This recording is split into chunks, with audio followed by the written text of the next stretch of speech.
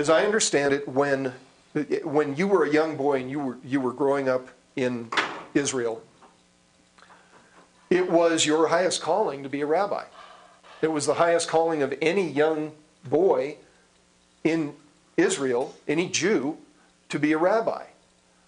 And every so often, the rabbis in a given town would gather all the boys, the young boys in the town together, and they would walk up and down the rows, and they would choose their apprentices. And that was what every young man aspired to be, was an apprentice of the rabbi. Did you ever wonder why, when Jesus went to Peter and James and John and Bartholomew and Matthew, and he said, "Follow me," they dropped everything and followed him? I mean, most of these guys didn't even know him.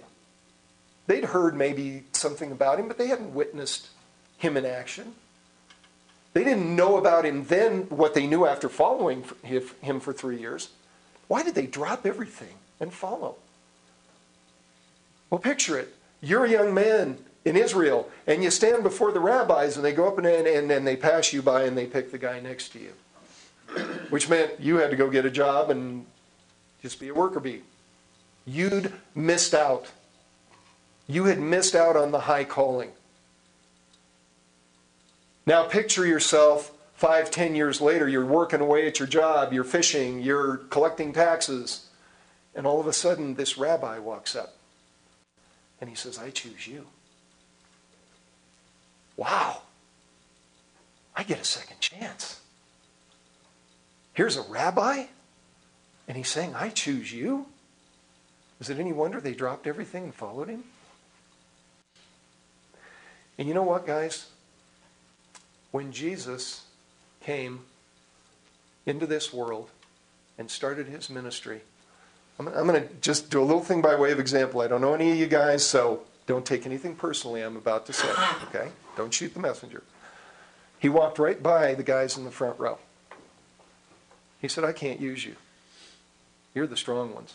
The religious leaders walked right by him.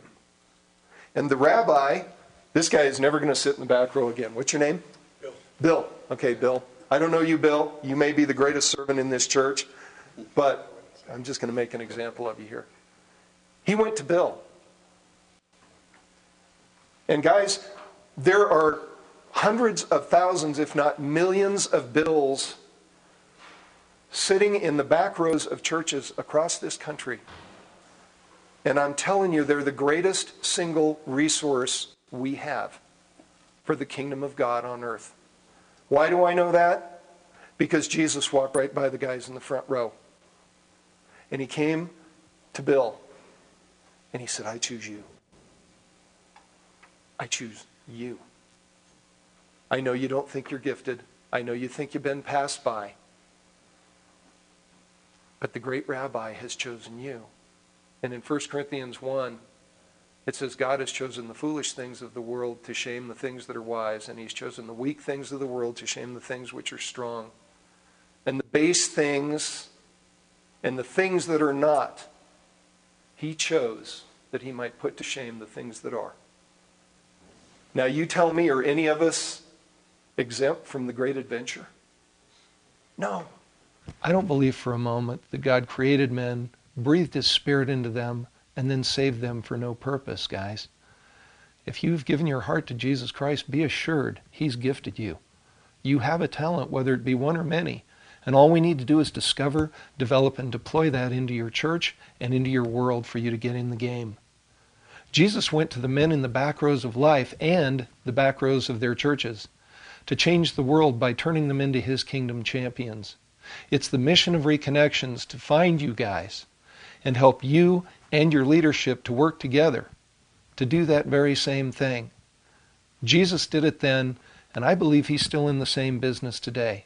You are gifted, your service is required, and the great race awaits any man who will engage.